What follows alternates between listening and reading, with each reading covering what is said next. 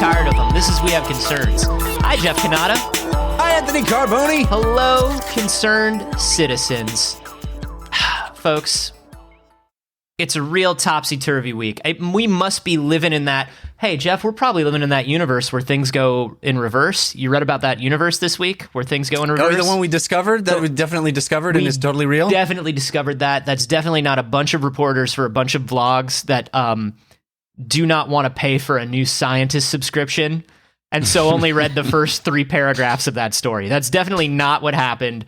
There is a backwards universe, and we are probably living in it because normally, Jeff, I'm trying to bring more science to this show, and you're trying to bring Chronicles of a Badass. And the best, the fan favorite segment of the We Have Concerns award-winning science program, Chronicles of a Badass. Is that what you're referring to? I'm referring to your miscarriage of a segment. Chronicles of a Badass, which has never once worked out for you. Yeah, but it's always so close. It's so close. It's when you drill down a little bit, it falls apart. But if you just look at it from a bird's eye view and squint, a lot of these Chronicles of a Badass could potentially be about badasses. But here's what happened, Jeff. I think I found a badass, and I'd like to talk about it. The first Anthony Carboni proposed Chronicles of a Badass segment here on the award-winning We Have Concerned Science podcast? Here on the award-winning Badass Chronicling podcast. I'm so excited for this. You're bringing... I'm sure this is going to be a home run in the way that all of my segments could never have been. Well, I saw this and I was just like, fuck, Jeff wins. Jeff wins because this is a real badass, and I want to talk about this because this is something that can only be done with careful planning at a specific point in time, with the conditions all being right and somebody seizing those conditions. And I think that's a real Chronicles of a Badass. Yes, indeed. I want to talk about something called the Cannonball Run. I love those movies. It's the Dom DeLuise. It's because you're a dad. And the Burt Reynolds. It's because every out of touch dad really loves Cannonball Run. Every out of touch dad loves the entire DeLuise oeuvre. Oh man, if you can get a Reynolds and a DeLuise in one place, dads are so happy. There's never been a happier dad than when a DeLuise and a fucking Reynolds are in the same place at the same time. When I had my first child. I came home from the hospital and I discovered a DeLuise box set of DVDs. I didn't even know I had it. I don't even think I did have it. They don't let you take your kid home from the hospital unless you have a car seat, a stroller, and a box set of Cannonball Run. That's it. They're like, no, we can't let you leave the hospital without that stuff. That's basic parenting. But the Cannonball Run, it turns out, like, to me, it's just part of that kind of like weird 70s, 80s genre of film that's just about a bunch of people that have to race for some reason, you know? Yeah, the idea of those movies, I think, is just like cast a bunch of likable folks. Yeah. And it doesn't matter what they're doing. We just roll film. You pair a couple people up that people think are funny together. They don't have to interact with the other groups of people, right? The shooting schedule is very easy for everyone. You get some famous people that are like pretty fun, and you have them go on this race. There was the Cannonball Run. It's a mad world. There's Daddy's Dying, who's got the will. It's a bunch of like movies just about people that got to get from one place to another, and hilarious antics ensue. But it turns out the Cannonball Run is a real fucking thing. The Cannonball Run was a documentary series, is what you're saying. What I'm saying is Dom DeLuise and Burt Reynolds actually did the Cannonball Run. Who else was in those movies? Were the Smothers Brothers there? Who the fuck was there? You know who's in Cannonball Run is Jackie Chan. I think it's like his first American movie. That's right. Jackie Chan is in Cannonball Run. Welcome to our science podcast. And Sammy Davis Jr. and Dean Martin are in it. Yes, that's right. They race together. It's the weirdest, and Jamie Farr from MASH, and it's like the weirdest. God. And Roger Moore is in it for some reason. Hell yeah! It's like, I don't know who's in it. Wow, I'm young and hip. I don't know Anthony. I don't know who's in it. Real dad hours over here. I love it. But the Cannonball Run is a real thing, and the Cannonball Run is a record that is set for driving cross country. But you have to drive the width of the United States. You have to start at a place called the Red Ball Garage in Manhattan, in New York. Right. And the center of the East Coast, they call it. Yep, that's where it is. The Red Ball Garage, which is built on a ley line. It's built on a ley line, and so all of the spiritual and psychic energy of speed and power starts at the Red Ball Garage in Manhattan. And then that ley line. People do this? People just show up at the Red Ball Garage and be like, "Hey, I'm going to try this," or is it like is it like a yearly event? What is this Cannonball Run? So I'll let you know. You got to end, by the way, at the Portofini Inn in Redondo Beach, California. Not 30 minutes from me. Right. Hey, right. look at that. Right now. Usually it's an hour and a half from me. Right. But that's what I'm getting at is, so number one, this is not like a thing that gets done every year. This is not particularly organized because it's fucking illegal. Do you know how many roads you would have to shut down to get a legal Cannonball Run going in the United States? This is a cross-country event. You'd have to shut down entire swaths of interstate. That's why Smokey is always on their tail. That's right. That's why they're always dealing with the Smokey. They call him the bandit. Always after him. They call him the bandit. They don't call him the guy who filled out his permits. That's right.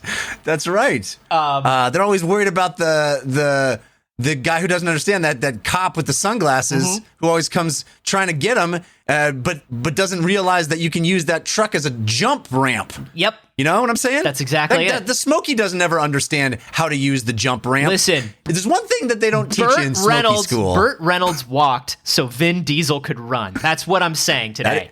That is some truth, some hard truth. That is some hard truth, okay? They would neither be fast nor furious if it wasn't for Burt and Dom. They might be furious because in the first movie there was a lot of stuff about like race and economic background. You know, so they might still be furious, but they did ditch that in the later movies to be specifically about, you know, driving down the side of a building. And family, man. Hashtag family. It is mostly about hashtag family. So the Cannonball Run record, I mean, if you think about this, the previous Cannonball Run record was something like 28 hours. So think about this. You've got to start in New York. Across the country in 28 hours? That's insane. You've got to get across the country. That's crazy. And just for people who listen from outside of the United States, I'm just going to let you know that the width of the United States, okay, New York to Los Angeles is about 4,000 kilometers. All right, it's about 48 miles.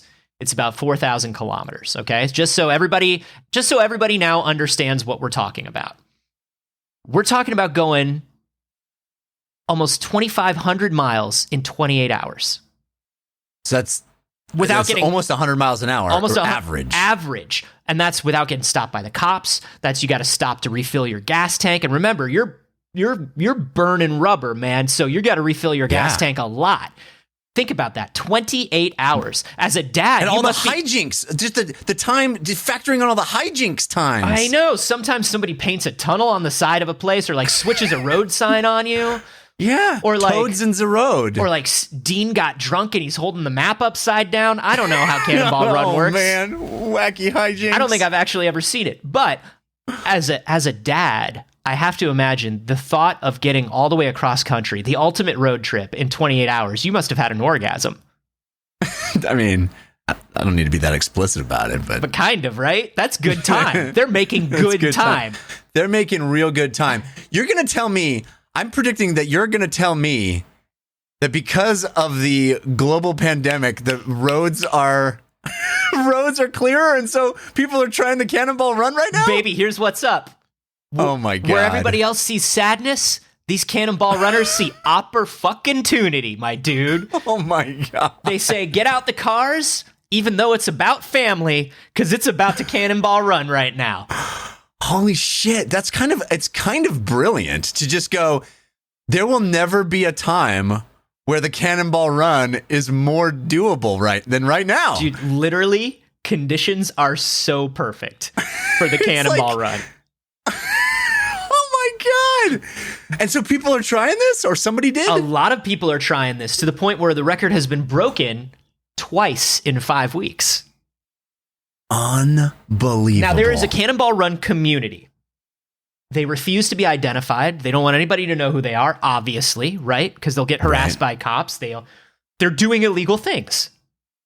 Right. So nobody really gets to know who they are. They all have mustaches. They wear white suits. They all hang out with stuntmen. I picture like a lot of white suits in Cannonball Run. Were there a lot of white suits? Yeah. I think there was like a white suit with the Evil Knievel suit, right? That's what they all wore. Was Evil Knievel in the Cannonball Run? Was Joan Rivers there? Somebody had to. I bet Joan Rivers had to be there. Joan Rivers had to have been there. Anyway, this is neither here nor there. We're talking about the real heroes, Dom DeLuise and Burt Reynolds. No, we're talking about the real heroes. Right. So here's what's up. This is an underground community of people, because if you think about this, you have to have, your car has to be it's not going to be street legal. This is going to be a heavily modified vehicle. Okay? Yeah. You're basically trying to build a racing car that looks street legal so you don't get pulled over as much. Dude, the levels of strategy. Right? You don't want to hot rod so hard that you're going to get smoky on your tail. Dude, the Bandit knows better than that, I would imagine. Once again, I don't think I've ever seen Smokey and the Bandit. But I know that we're in the age of cell phones now for this, but I really want to believe they're still using CBs. You know what I'm saying? Oh God, yeah. And if a cop turns into the right channel on the CB, they can hear them all, and they got to be like, yeah, you can hear the whole community. And they got to of Cannonball runners. They got to figure out how to code to change channels into what channel to change to. Oh man. Breaker 19. I got Smokey on your 6. You know, that kind of thing. Mm-hmm. That kind of action. Well, there are spotters. That's the other thing that happens. There are official spotting teams. So you're driving in your car, but you have maybe 30 spotters across the country that are they're checking for you. They're checking for cops. They're checking for construction. They're letting you know what happened. It's like rally racing. They're worried about that little old lady moving her cart across the street. Yeah. Oh, wait, watch out, Smokey, or whoever you are in this. Was Smokey in the Cannonball Run? Burt Reynolds was, but was he the Bandit? No, he's not the Bandit in the Cannonball Run. That's a different film franchise, but it's okay. Okay. We're conflating. Yeah, I feel like it's all Bandit-ish, right? Yeah, he's still got the essence of Bandit. Yeah. He'll never shake that in my book. My dad used to wear Essence of Bandit, and now anytime I smell it, it makes me feel like I'm at home. But I feel like every dad used to wear Essence of Bandit in the 80s. So you have 30 spotters. You have a heavily modified car. This latest car that set a record was done with an Audi A8, okay, that was heavily modified and had large marine fuel tanks strapped into the trunk of the car. So they don't have to stop. They can constantly feed fuel into the car. Giant tanks. Brilliant. Ooh. More time for hijinks. There's so many more hijinks. You can put an oil slick on the road. Whoa. You know? Yeah. Or a truck full of chickens, and you can release the chickens, and then the feathers block the windshield. Oh, that's the worst thing for Smokey. He hates that. Hates it. But so, what do you think? What do you think this new plague era fucking record is? Okay, so the previous one was 28 hours. 28, and people have just been going back and forth for the last 5 weeks because they can. That's wild. Okay, I can't believe that it would be shattered to such a degree that it was dramatically. I would say. Maybe an hour shaved off the time. I feel like an hour shaved off is a massive amount, right? It can't be less than 27. That's a huge amount of time to shave off a record. Buddy, in the last 5 weeks, it was first broken to 26 hours and 38 minutes, and now it's been broken to just under 26 hours. Holy shit. Just under 26 hours. Okay. Accommodating. That's wild. Yeah. So they are talking about at least an average of 173 kilometers an hour, which is about 107 or 102, I think 102 miles an hour average speed. You're driving over 100 miles an hour for 26 hours straight. Yep. But you're still stopping. Bonkers. You're still stopping for fuel and stuff like that. So that means that the new record holders are going just a hair under 200 kilometers an hour. Okay, so that is they are going 193 kilometers an hour, which is 120 miles an hour average speed. Oh my God. Can you imagine doing that all the way across the United States? I kind of want to be one of the spotters. How does somebody apply for a spotter position? I don't know. Because I feel like that's a fun job. You just hanging out, and then you're done for the day, But you were part of it. You were part of history. I think that's cool. But that is an insane achievement. And it also speaks profoundly to the difference across the country in traffic right now.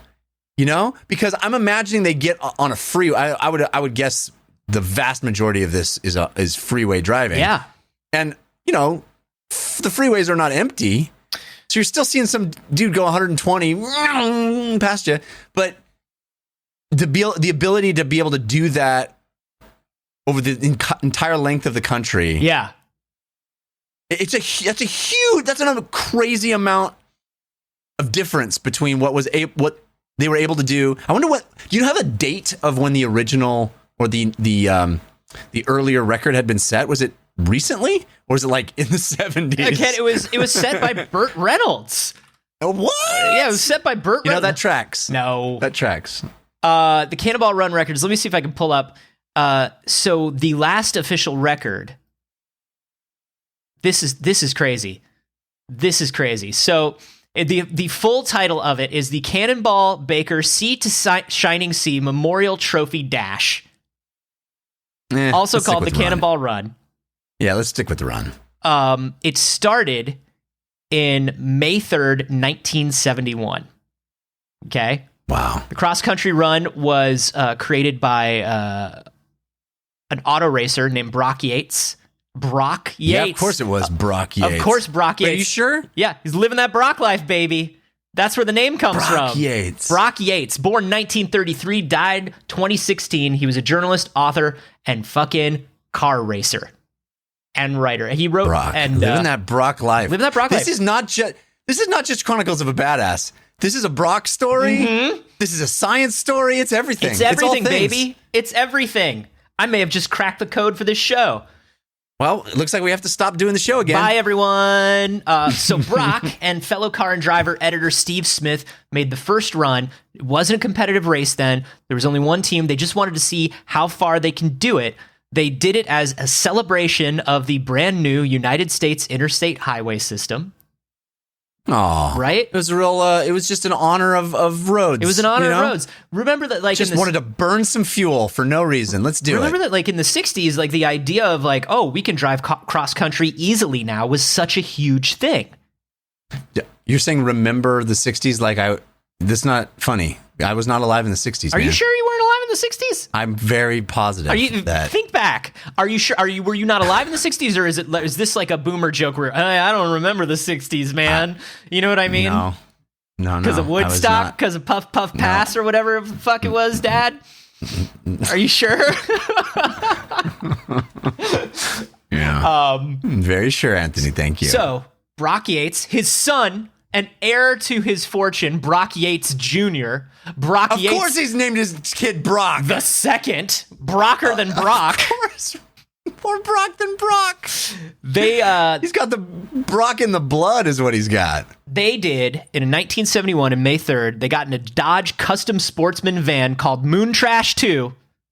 Hell yeah. And drove across country in 35 hours and 54 minutes. In a van. That's nuts. Yeah, it's crazy, right? It's crazy. Moon Trash 2. I love it. Trash 2. So we're talking about 35 hours set, and that was back in like that was like 75 is when the 35-hour record was set.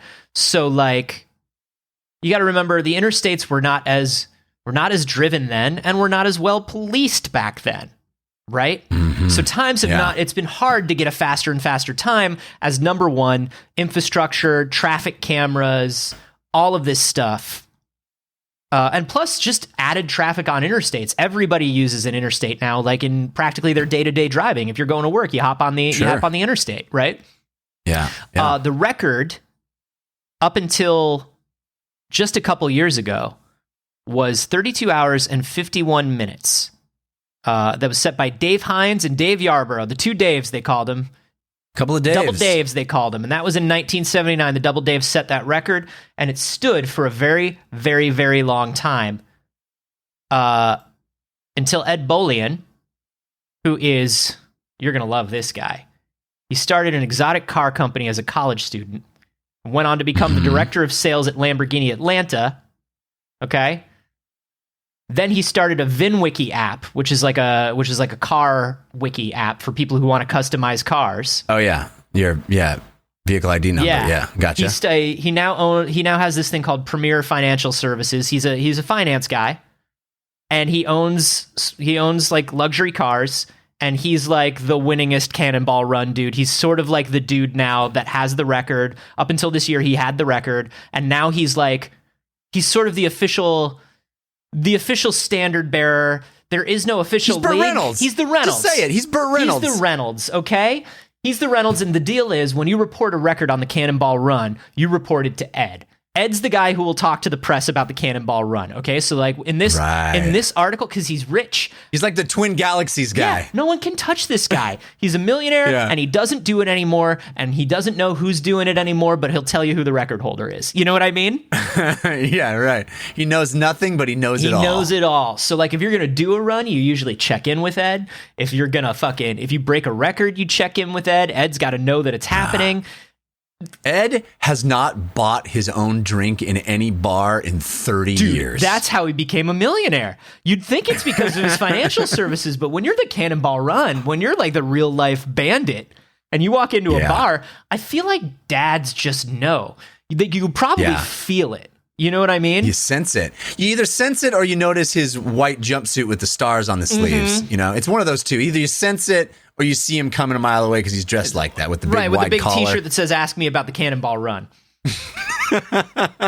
You know what I mean? Yeah. It's like the dad. Yeah. It's like the dad who, in his midlife crisis, gets a Corvette and then like wears the Corvette leather jacket and like the Corvette gloves and the hat. Yeah. And he's like a Corvette guy now. He's waited his whole life and now he's a Corvette guy. And he walks into a bar and everybody's like, "Oh, so you have a Corvette, huh?" And he's like, "Oh yeah. Funny you should ask." Me? Yeah, no. How did you notice? How did you know that? Opens up his like Corvette laptop. You know those laptops they make for dads that they fucking sell like only in like Sky Mall. It's got that leather Corvette wallet with the Corvette insignia right on the wallet. How sad is it for the dads that have all that stuff but not the Corvette though? You know what I mean? Because you know that's... They just bought all the stuff. There's like an there's like an NBC. They go outside and get in their Ford Taurus and drive away. Yeah, there's an NBC like family drama. This Is Us kind of working class dad out there whose family always gets him Corvette stuff. You know what I mean? Because he loves aspirational. Yeah, because he loves Corvettes. Aspirational Corvette stuff. But he knows he's never going to have a Corvette, and it's like, his desk at work has the little scale model of the Corvette on it. He's got the Corvette mouse, where you click on the hood. Yeah. You know that guy. Yeah, he's got a sign behind his workstation that just says "Someday." And it's written in the shape of a Corvette, the letters. Yeah. Oh, poor guy. He's real. Jeff, he's real, and he might be listening, and we're sorry. Sorry, Hey, man, we're sorry. Someday you'll get that Corvette. And you'll do that Cannonball Run. We've all got 25 hours. We've all got our white whale. You know what I'm saying? We've all got our white whale. Do you think that 24 hours is like the 4-minute mile for Cannonball runners? Oh, for sure. Now that it's like this, if you could do it in inside of one day, Now that 26 has been broken, and it's like, just fill the car with fuel tanks. Which, like, by the way, that's fucking dangerous. Can we, like, talk about how that's fucking dangerous? This illegal thing through, a civilian-infused roads, and you're literally a cannonball plummeting down the road that could explode in a fiery ball of death. The flip side of the story is there's a highway patrolman who gets to catch one of these guys, and that's a big day for him, too. Oh, yeah. You're like Lead Smokey when you do that. All the other Smokies are like, this is the best Smokey. Listen, nobody's saying Smokey's the good guy, but there is a story to be told from Smokey's perspective. You know what I mean? Sure. This dude's driving down the interstate, Ed bullying around with at 130 miles an hour, literally with fuel strapped to every part of the car. This dude crashes. It's dangerous for everyone. That would be a terrible, terrible tragedy. Yeah. Meanwhile, Smokey has went to police academy and learned his trade, going into the office every day, looking at his scale model of a Corvette, hoping that someday these sons of bitches, if I had a Corvette, I wouldn't treat it that way. I've been working hard all my life. I'm a good cop. I'm a good dad. If I had a Corvette, let me tell you something I'd do with a Corvette. Number one, I'd only keep groceries in the trunk. Number two, I'd drive the speed limit. Does that sound like a bad way to own a Corvette? Fuck you. It's not your dream. It's mine. All right. Maybe I just respect the aesthetics of the car. Maybe I respect the engineering, and I don't need to show off by going over 70 miles an hour. Are you going to put me in the cell now, or? Yeah, Bolian, I'm going to put you in the cell. I'm going to put you right in the cell. And then when you get out of the cell in 4 hours, because you're a millionaire and you're going to be able to pay your bond, I'm going to buy you a beer. And you're going to tell me what it's like to own a Corvette. And we're still enemies. Got it? It's like a heat. It's like heat. It's like a heat situation, Jeff. It's like a Paul Walker, Vin Diesel situation, Jeff. It's so good. It's so good. I love the Cannonball Run. Listen, if anybody out there is even tangentially related to the Cannonball Run, whether it's the 70s, let us be spotters. Let me see a little bit of this Cannonball Run. I don't know a goddamn. We just want to be spotters. I don't. I'm so good at spotting shit. Listen, dude. Oh man, I play the Where's Waldo, I Spy shit all the time. I got all those books. I don't have a kid. Fuck you. I own them because I want to. Once again, it's not your Honing dream. your skills. It's not your dream. Honing your skills. It's mine. I don't need a kid to own Where's Waldo. I just enjoy the quality of the books. I'm going to look. Listen, I would be a bad spotter because I think spotters also kind of have to drive. You probably have to run interference. You probably have to distract cops sometimes. You get arrested in their stead? I think spotters have to do the most of the hijinks, Jeff. You have a car that looks exactly like the Cannonball Run car, and then you both go into a tunnel, and you come out the one side, and Smokey thinks it's you, and Smokey's helicopter thinks it's you, and so they arrest you, and you're like, I don't understand. There's no extra gas tanks in my car. It's just a normal looking. They pull off looking your mustache, and they're like, this isn't the Bandit. Wait, that Rolex is fake. That's not Ed Bolian. You're like, I don't know. You can just take me in if you must. Listen, I don't want to be a spotter. I don't want to be a racer. I probably don't want to be sitting shotgun in one of these cars. It would probably terrify me. But if I could see, if I could just see some, I don't know what I'm talking about. Now that the roads are empty, I've been going 95 in my fucking Death Yaris. I'm in like a little gray roller skate of a car, just going 95 everywhere like an insane person. That's like the slowest I drive now. But 120 is dangerous, kids. I just want to see a little bit of it. If you're out there and you're related to it in any way, just let me see a little bit of the Cannonball Run. Let me get a taste. Let me get a taste. Oh, I want to Google this. I bet there's some YouTubes of some cannonball running, right? Maybe they all have masks or something, or somebody just caught sight of a cannonball runner going. It's got to be. There's got to be some. Do you think they have theme masks? Out there. I would love to be part of a Cannonball Run team that's like black suits, domino masks. You know. Yeah, where you look like Kato from Green Hornet or the Crazy 88 or something like that. You know, like the gang in the matching suits with the domino mask, and like that's so cool. Man, but that's dumb though, because like you're gonna get pulled over and people are gonna be like, "You're definitely Cannonball Running." Yeah. Like that look, or like all of the Golden Girls. What if you're like all of the Golden Girls? Shit, a bunch of Blanches and Sophias fucking tearing ass over across the country. Fuck yeah, dude. Your spotters, like you get your spotters Rose, and Rose gets pulled over on purpose and tells long stupid stories to distract the cops. It's a plan that's fiendishly clever in its intricacies. God, I love intricacies. Or intricacies. I love them both. I love all of them. Should I watch Cannonball Run? It's nothing like this. No, I think it's a bunch of really bad one-liners. Yeah, I probably shouldn't watch Cannonball Run. Strung together by some car stunts. But I do like Rat Race, though. I kind of want to watch it now. Rat Race? I kind of want to watch Cannonball Run now, too, just thinking about it, because I literally haven't thunk about it. Thunk about it. Listen, I'm not thunking. I haven't thunk about the intricacies about this in many a moon.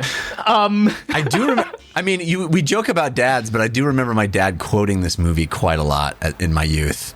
So we should probably watch Cannonball Run. Hey, if y'all want to hang out in the Discord and watch Cannonball Run with us, let's set that up. Let us know in the Discord. Oh, dude, that sounds like a fun activity. So Cannonball Run 2, and then there was something called Speed Zone. Well, I guess is like a Cannonball Run, a kind of a pseudo sequel. Like a Gaiden. It's a side story. Yeah, it's like Fast and the Furious Tokyo Drift, where it's in the same universe but not necessarily connected to the mainline story as much. Exactly. God, I love the Fast and the Furious they work it movies. back in. They got to work it back in. Maybe this Cannonball Run needs to be rebooted. We get a pitch meeting. Jeff's going off on a tangent, but in case you were wondering what I was talking about while I was talking about the Discord is basically a fun place for all of the concerned citizens that watch the show to get together, talk about whatever, hang out, shoot the shit, whatever it is you do. We'd love to have you there. Yeah. Shoot all of the shit that you want there. We don't care. There's so much shit to shoot. We're not your dads. Didn't shoot any of it. We can't tell you what to do, but we can tell you. We won't. We would never tell you what to do, but we'll ask. We'll ask if you want to be part of the Discord. We will ask that you head to patreon.com/wehaveconcerns. Support us for any amount of money, $1 or more, and you get access to that Discord. Come hang out with us. We're probably going to watch Cannonball Run. I really want to do it now. Oh, me too. But you also get access to a bunch of different stuff too. Like it starts with the Discord, but it does not end there. Oh, that's just the beginning. Oh. The Discord is basically that garage on the East Coast. That's right. Where the Cannonball Run starts. We're starting at the Red Ball. Okay, that's the Red Ball in Manhattan. You want to get all the way to the Portofino here in LA? Let me tell you where the Portofino is. First, you start at the Red Ball. That's the Discord. Then you drive through, I don't know, a bunch of states in the Midwest. I don't know anything about it. I don't know about the route. You'd think I would have looked into that. But along the way, maybe you stop at... Or basic American geography. They're all Kansas or Ohio. Listen to me. Along the way, you stop at $3. That's going to get you the cold opens to every episode. You may notice that we start at the end of a conversation every episode. That conversation is a separate secondary show that you can have for $3 a month. $3 a month. You get that every week. Some people say it's better than the real show. Some people are right. I'm not going to tell you which people. $5 a month. You get to do video hangouts. We hang out, we chat. We're all on camera, catching up on the last month. $10 a month, you get your episodes early. That's the Portofino, baby. You could be watching us record this live right now. I mean, not right now. The episode's already happened. You're not a time traveler. We don't live in an imaginary universe that goes backwards, but you could have listened to it. Yeah. You could have. Yeah, we all have regrets. Don't let yours be that you could have listened to us record it live. There are people listening right now, and you're not one of them potentially. Maybe you are. I don't know. Once again, I'm not your dad. Okay? I couldn't pick you out of a lineup. I hope your dad could. We are so good at promoting the Patreon. Damn, Anthony. We're good. People should hire us to promote their Patreons because we're amazing at it. Patreon.com/wehaveconcerns. How do you not want this after the way we described it? Hey, Anthony, you know how over the 600 episodes plus of our show, you're always the one who's bringing up Chronicles of a Badass type stories, and I'm the one who's always trying to get us to talk about science. No, I think you know how that's the pattern? Strike that, reverse it. And by the way, was I the first successful Chronicles of a Badass? I mean, that was... I guess, yeah. I think maybe my only gripe is that there's too many badasses in your story. Damn. There wasn't just one. Chronicles of Badassery is really more what it was. It really was. It was a whole loosely knit society of badasses is what that was. Well, I have to tell you, yet again, the pattern will continue, and I will attempt to pull our show back to talking about hard science. In fact, science that's probably beyond my depth. Love it. Which, not the first time. I'm ready. Anthony, this week, you and I both fell madly, deeply in love with a video from folks over on a YouTube channel called Cracking the Cryptic. Ooh. Which are a couple of fellas, lovely gentlemen that do puzzles, mostly Sudoku, on YouTube. They have tons of subscribers, a very successful channel, and they have a very popular video that was making the rounds, and both you and I saw it independently. I think we both alerted the other one to how awesome this video is. It's called The Miracle Sudoku. Yes. Listen. And this is it's a puzzle by Mitchell Lee that was solved by the folks on Cracking the Cryptic. I knew that there was a Sudoku community out there, like a hardcore. There's a community for every kind of puzzle, every kind of board game. You know what I mean? Yeah. I didn't understand. I understand why these things are interesting to the community. Something hooks into a specific thing in your brain, right? Like, I don't expect people to be into everything that I'm into, but when I get really into something, I get really into it. We're all like that. When I saw this Sudoku video, momentarily, this is one of those things where you see it and you're like, oh, maybe I'm into Sudoku, and I know I'm not, but it was just one of these things where it was a perfect moment in this hobby. I mean, it's an exquisite video. It actually, I'm not even exaggerating. It moved me to tears. I just thought it was such a beautiful thing, especially in this time in our history, to watch someone celebrate the mind at work, to celebrate intelligence, to celebrate working through a problem and figuring it out. It was moving to me. I just found it's 25 minutes. Both of us cannot recommend it higher. Seek it out. It's called The Miracle Sudoku. It sounds crazy to watch a 25-minute video of a guy solving a Sudoku. It sounds crazy. It sounded crazy to me. It will be one of the most riveting, dramatic things you will ever see. I promise. But I think what you're doing is you're about to tie the end of the video into whatever it is you're talking about. I am, because here's what happened. When I watched that, I started forwarding it to everybody I know that I knew would appreciate something like this. Forwarded it to my dad, forwarded it to groups of friends, forwarded it to you. And one of the people I forwarded it to is my friend of the show, Jeff Engelstein, who is a board game designer, MIT graduate, very smart fella. And he responded, he's submitted stories for the show before. He responded to me by saying, hey, I had already seen that. Yes, I love it. But if you like that, you have to check this out. And he sent me a link to physicist Stephen Wolfram's website.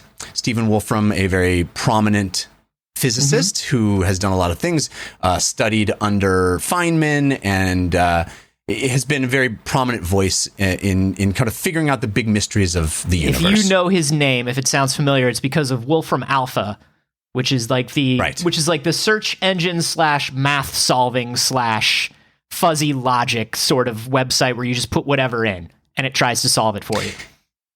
Yeah, he's done a lot of theoretical and practical investigation into computer languages and a lot of really fascinating stuff. Well, he has a website called the Wolfram Physics Project, and he published a paper, basically a blog entry that is about a formal paper, a 400-page formal paper that he and his team put out. But he published this blog. Can I just say how much I love that you sent your mathematician MIT buddy a video of a guy solving a Sudoku, and you're like, this is pretty cool. And he's like, yeah, that is cool, little buddy. Hey, you know what's real cool? This 440-page fucking dissertation by a physicist. That is exactly what happened. Yeah. Yes, that's exactly what happened. He's like, hey, if you want to go down a rabbit hole, you fold a paper airplane, your first paper airplane, and you show it to your dad, and your dad's like, hey, that's a pretty good paper airplane, champ. Can I show you a couple things? Let me show you a couple things, champ. Let's look at the 747 I've got in the backyard, champ. Let me show you a couple things that you could do with that paper airplane, buddy. So I went down the rabbit hole of reading this, by the way, published April 14th of this year, very recent paper. And this blog post is basically kind of a macro view. It's also very long, very detailed, very dense. I'm completely out of my depth here, but I want to bring it up to you because I find it so fascinating. Basically, the idea is a path forward to figuring out really what is the holy grail for science, which is this idea of life, the universe, and everything. Unified theory. Unified theory. A simple rule as elegant as E = MC squared. Everyone has been searching for it for a century.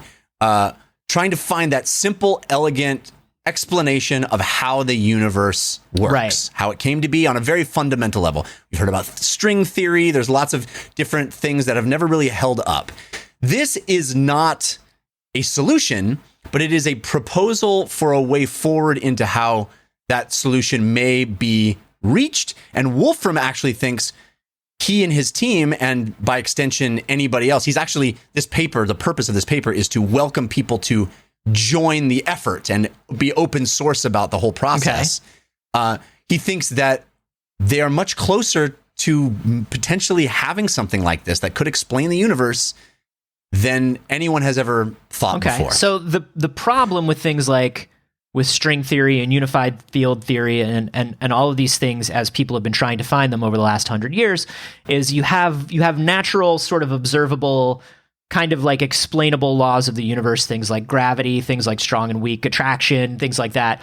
But then you get into the weird shit.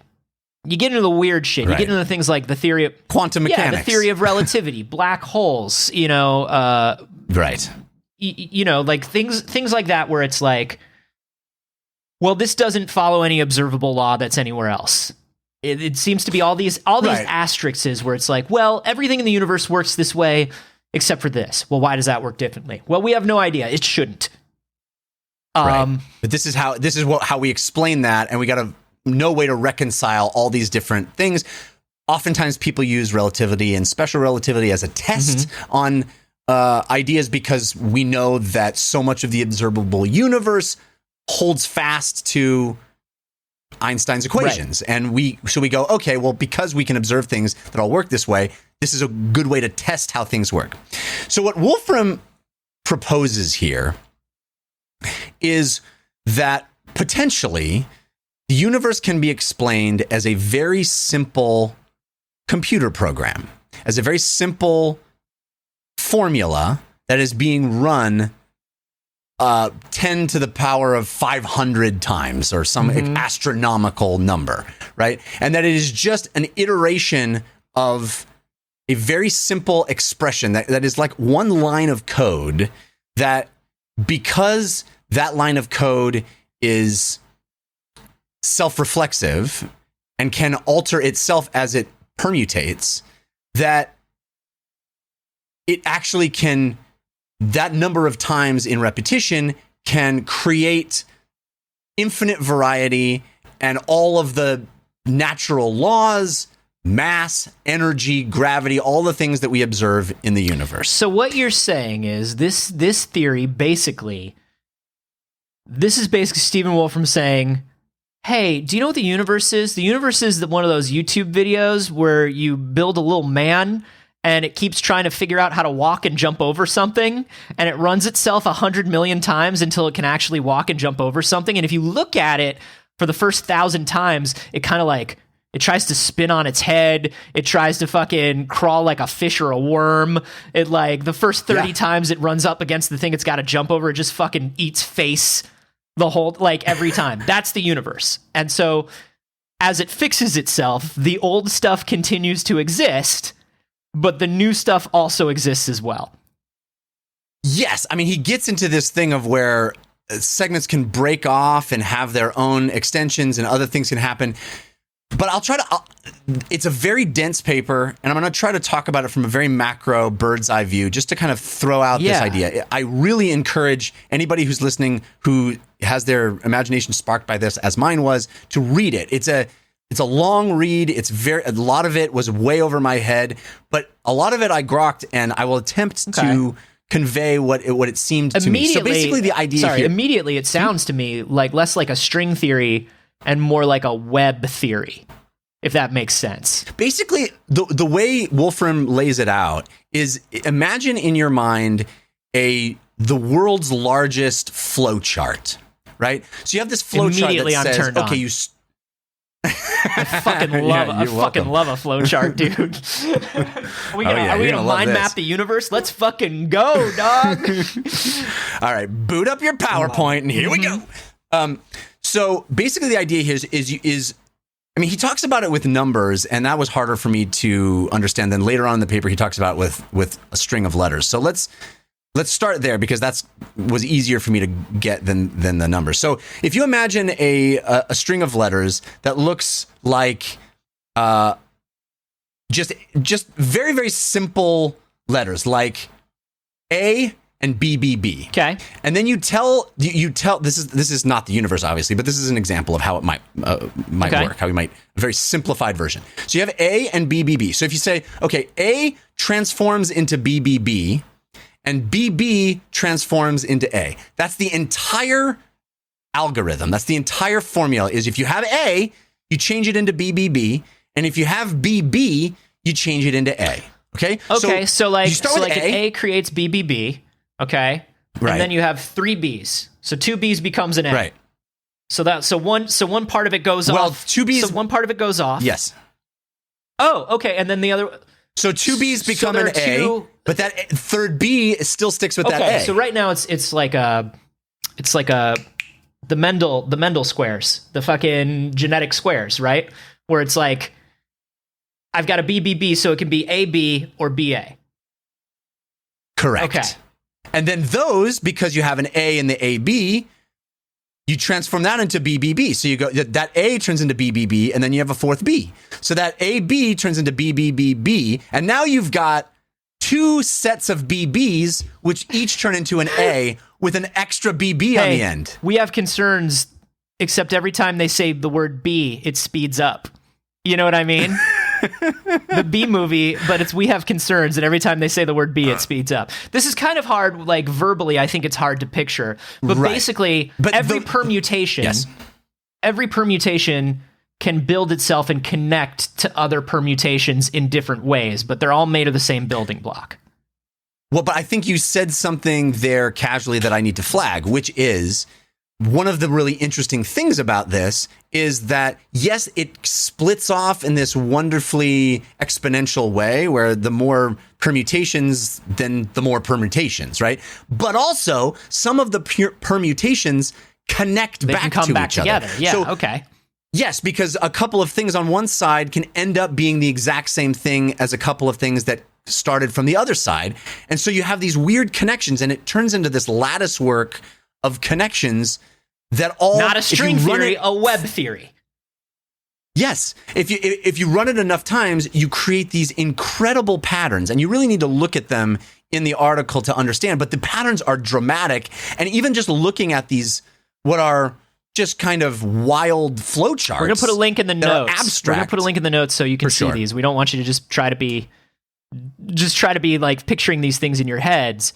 But it looks really, it looks really. It almost looks like stuff from nature, right? It almost, I mean, it does look like they have characteristics that are emergent, and each, you do it a few thousand times or a few hundred times or 10,000 times, and each step along the way, things appear and disappear. It is what Wolfram describes as being completely unpredictable. Mm-hmm. He says, as long as I've been working in this kind of stuff, it's staggering to me how a simple equation can still have unpredictable forms as it progresses. It looks a bit like, if you're looking at it, it kind of looks like, it almost looks like literal string art that you would see on like Pinterest or Instagram or something, where people like nail nails into a board and then connect the strings in like wild patterns, or like a Mandelbrot set. Like, have you ever had one of those things where it like, where it draws the recursive Mandelbrot like patterns? It looks a lot like that, but they all make different shapes. Yes, very right. And, or, even like meshes for a computer video game or something, it looks kind of like that stuff. Now, that's just literally the most simplistic version of what he's talking about. But the things that start, the observations they can make based on these simplistic models, running them just a few thousand times, start to emerge as properties that you see in the universe. So let me get this, because this, I think, is the question that's going to be on most people's minds. I'm picturing a flowchart. I'm picturing A's and B's. I'm picturing all the ways A's and B's can connect back to each other and make other A's and B's. Now you got to tell me, Jeff, what do A and B represent? Well, on a very fundamental level, he invents a new term for what the basic building block of the universe could be, but ultimately they represent information and the building blocks of the universe. So if you imagine stepping through this graph, this flow chart, you can kind of break it down where each step along the way is time. Because it is an expression of time to say, hey, this started as one thing. This operation was performed upon it and it transformed into this thing. That operation was performed upon it again and it turned into this thing. So it's literally time is built in to the process. And ultimately, he concludes that it is on a certain level not reducible. You cannot look at the beginning of the equation and deduce where, 400,000 steps in it will be. You literally have to step through to discover it. There's no way to reduce.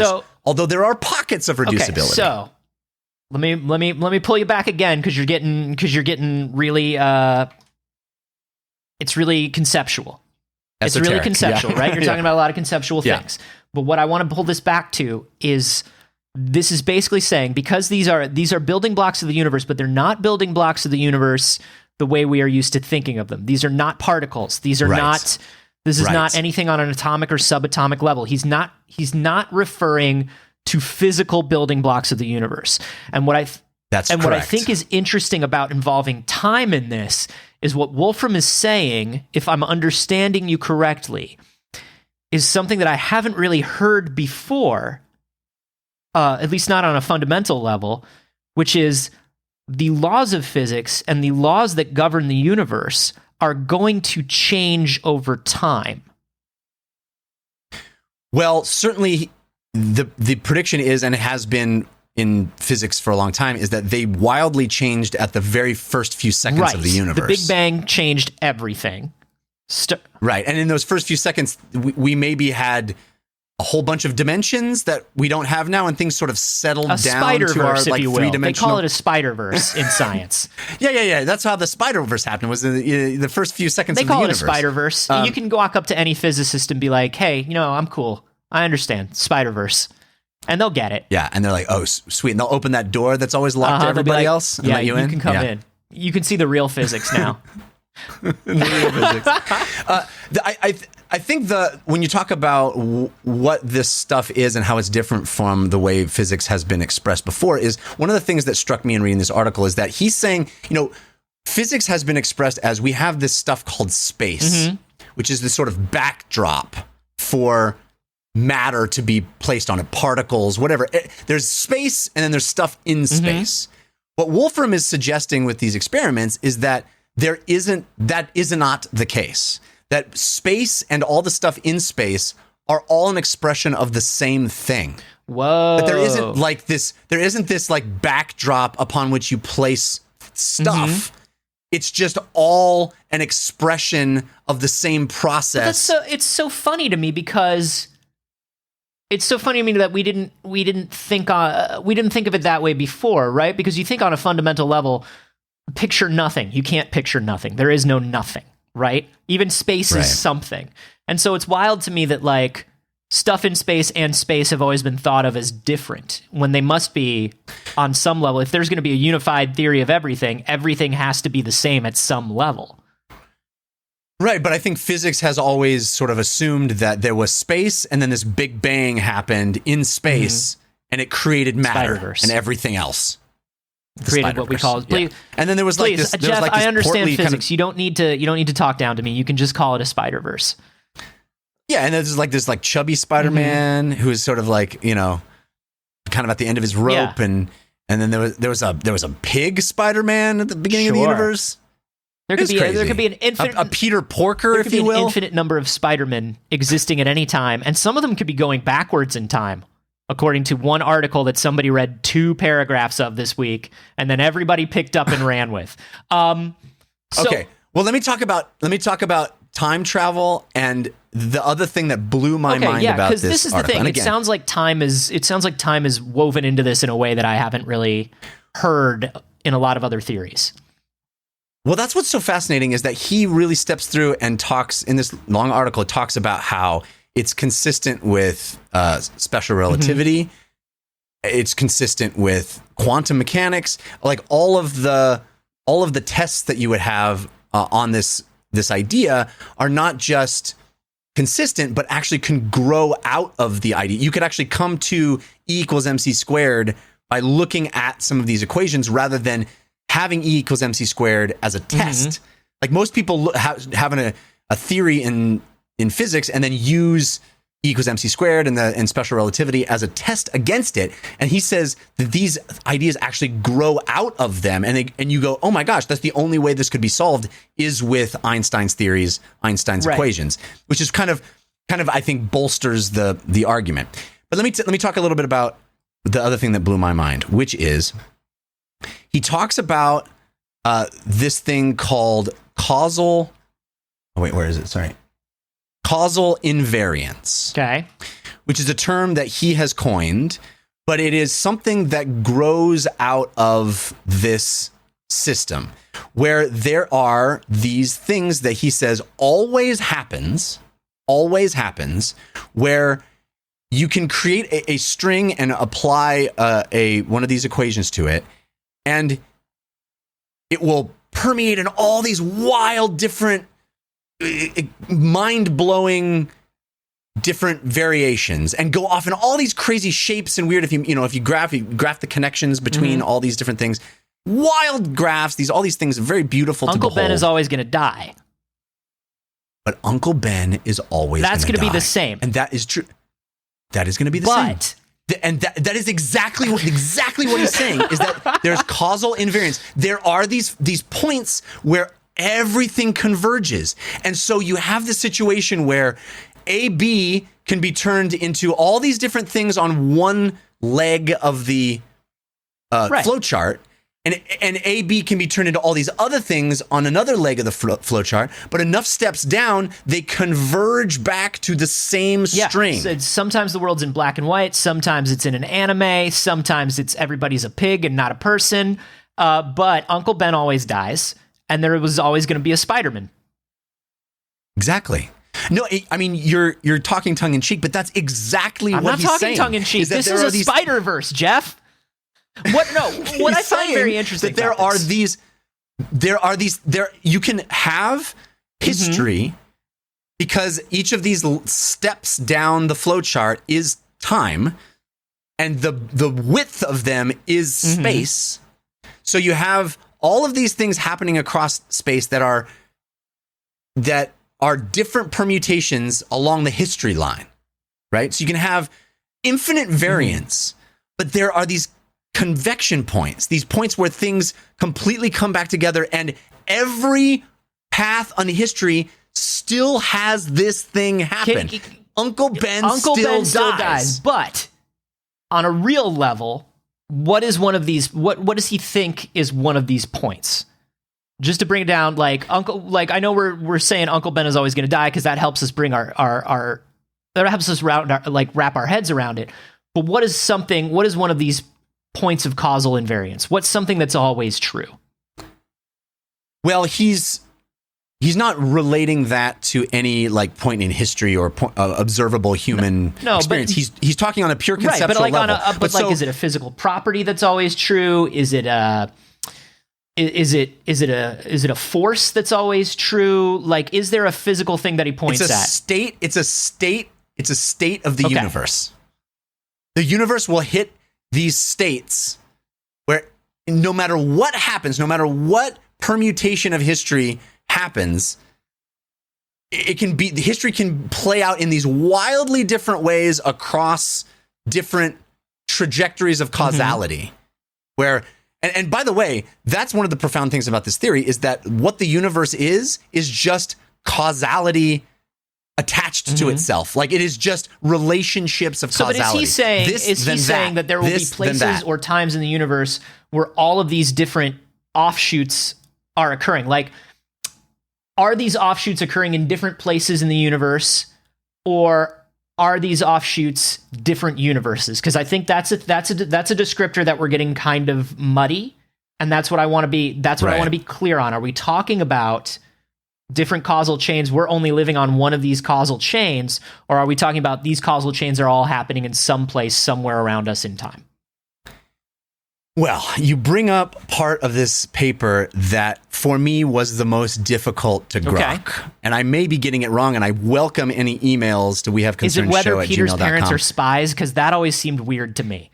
I just don't know how I feel about that, I like right? it better where he was just a random kid who was put in a place at a time and had to rise to the occasion. You know what I mean? He's not special. He's not. His dad isn't the one who invented this venom serum. Wear the mask. This is what I've been saying. No. So there's a large section in here that I read many times, and I still can't quite wrap my brain around it. Which is the idea that because the idea here is that we're trying to find a fundamental theory of the universe, of everything. And everything includes us as the observers, right? So by definition, we are flawed because we are part of the thing we are trying to observe. So we can only see a tiny slice of what the equation itself would be able to express. And because we are inside that tiny slice, our observations are skewed. We're talking about the dual slit experiment, things like that. Just by watching it and the way in which we watch it, we change it or we observe it to be something different than what it is. And we are completely incapable. Again, I don't quite grok the ramifications of this or exactly how it's expressed, but he shows in the graph exactly like how it changes the graph based on our positioning inside it. And it's fascinating, but I kind of don't know how to answer your question because I kind of don't get this part. Do you think that if you ever got to hang out with like a Wolfram or somebody like a Hawking or something like that, do you think it would? Yeah. Do you think it would be dope, or do you think it would be frustrating and a little frustrating for you and like extremely boring for them, and like maybe it shouldn't happen? Do you know what I mean?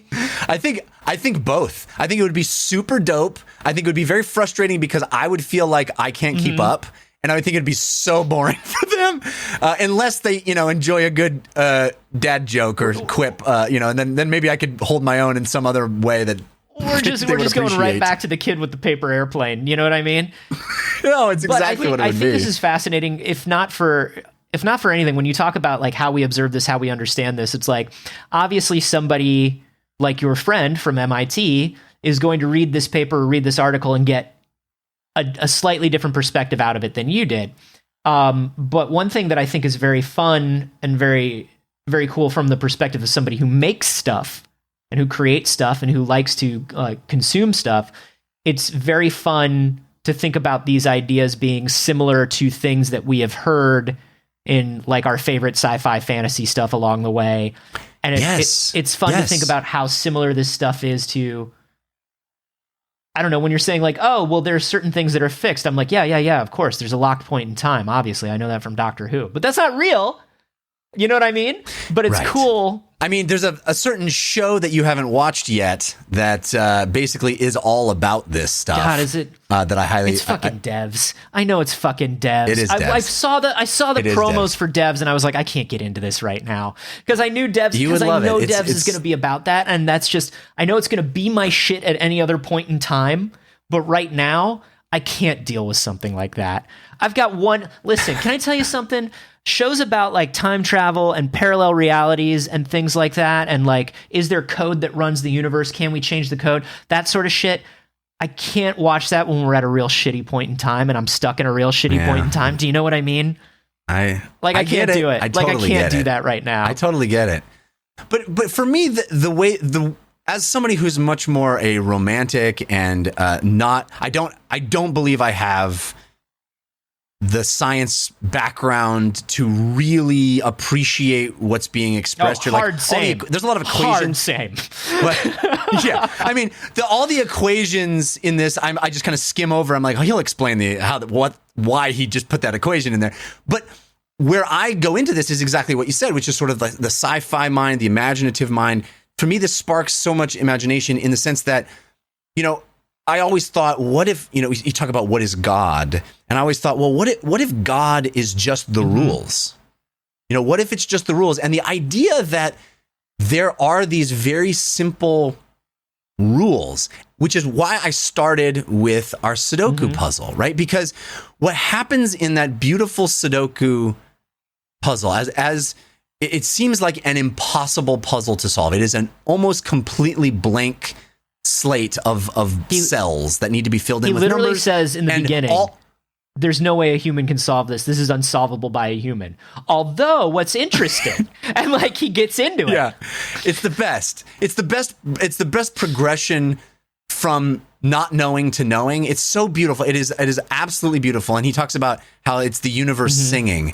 And I find that to be complete. I totally understand why Jeff Engelstein sent me this based on that, because it really does feel like the universe singing to me. It is the reason that he was able to solve the Sudoku puzzle based on so little information is because he knew the rules. He knew the constraints. He knew the limiters. And once it was solved, and based on once it was solved, he was able to look at it and be like, I bet we're going to see this and this. Yes, we do. I bet we're going to see this and this. Yeah. And then once he figured out the rules, he figured out how the puzzle was built. Exactly. And there's these patterns that emerge that were blind to him inside the process, but he was able to just step through the rules. And that's basically what Wolfram is saying the universe is doing. The craziest thing about all of this is the one thing that he keeps saying is, we may not be able to prove that this is true, because the only way we may be able to prove it is true is to run the program in exactly the same number of steps the universe did. Damn. So it may be irreducible to the point where, in order to test we may find the equation that explains the universe and not know it because you cannot test it. I love that. Isn't that wild? That. Well, because you think about it, I mean, and once again, this is everything we're saying here is simplifying things and talking in metaphors and talking in analogies. But Right. I do love the idea that, like, hey man, there's a whole fucking ever expanding, as far as we know, infinite universe going on right now that's doing a billion calculations per second, like at every, like in just a tiny amount of square space. You can't build a computer that's going to replicate that in a way where it's ever. Yeah. It has to be the universe. It has to be the size of the universe. It's that Douglas Adams thing of like building deep thought, and deep thought has to run for 100 million years. You know, and I do love this. And there is a danger. We want to make sure that people it's easy taking these ideas and these things that we're talking about, or even reading the paper and taking it and simplifying it is great, because it turns it into a story and it turns it into a metaphor and it turns it into a pattern. And we love those things as human beings, and they are fun, creative, they're fun, creative exercises. But we do want to make sure that we're letting you know, we're not saying the universe is a computer simulation. We're not saying the universe is a Spider-Verse. No. We're not saying any of that shit. No. But we are saying... We're saying the universe is a series of cannonball runs. We're saying it's basically infinite cannonball runs that are run by multiple teams back and forth over different road conditions, starting in 1971 with a van called Moon Trash 2. And they all lead to the same point. point. Is Sammy Davis Jr. flipping the map around... Causal infinitely. And will Dean Martin ever make it to the end? I don't know. He shouldn't be driving. He's drunk all the time. That's the universe. Do you think is it Cannonball Runs or Cannonballs Run? Cannonballs Runsing is what I think it is. That does sound better. The runner's right. cannonball is what they were called in Shakespearean times. This is No, you're right to have the disclaimer, and I also should say there have been, in the days since April 16th when this was published, there have been some scientists that are doubting the theories and kind of poking holes, and that's great. That's what he wants, peer review. It's cool that he's kind of welcoming people into the project and saying, hey, we want other people involved and test our stuff. I also want to say that we're not, when I say that, we're not discouraging you from thinking that way. There are fun, creative things that can come out of that. And if it sparks an idea in you, or some sort of like fun idea, and you're like, oh, that's kind of like this, or it's a story like this, do it. Make the story. Make that thing happen. Like, take inspiration from this on whatever level you want to take it from and do something with it. But just know that we're explaining it the best way that we can wrap our heads around it. We are neither which is very bad. good. We spent the first half of this episode talking about the fucking Cannonball Run. Leave me alone. I'm not your dad. But this is really interesting, and I do want to read this paper now that you brought it up. This is really Oh, dude, you're going to love it. It's so fascinating, man. I was up way late last night reading it, and then I read it again this morning because, like, I knew I missed stuff as I was tired. And I still can't quite grasp it, but it's so tantalizing and so exciting to me. It's such a cool thing in this time where everything seems so dark. I just feel like, wow, this expands my mind and makes me excited about all the possibilities of learning and being connected to the universe. No, this is amazing. Awesome. This is I definitely need something like this. I think right now it's like we're all dogs that are left home alone without enough toys out. You know what I mean? Right now, so and true. It's like we just need something. Yeah. You know those little puzzles with the treats where the dog has to like figure out how to open a door, like that kind of shit. We just need that right now, and this is one of those things. And yeah. I'm glad that you brought it up. If you're somebody with a great physics mind, or you understand, or a math mind, and you understand a little bit more about this, we would love to hear from you. You can get at us either on the Facebook group, on the Reddit, on the Discord, which once again, hey, patreon.com/wehaveconcerns, join that Discord. Love that Discord. Such great people on that Discord. The conversations we can have about physics and the Cannonball Run on that Discord. You won't believe it. But yeah, and then of course, if you see a story like this that you'd love us to cover on the show, any of those three places are great ways to do it. But they can also email us, can't they, Jeff? Yes, they certainly can. We have concerns show@gmail.com. The Facebook group is facebook.com/group/we have concerns. The Reddit is wehaveconcerns.reddit.com. Get at us. We love this community. Chat us up. And again, tell me all the ways I got this story wrong. Can't wait.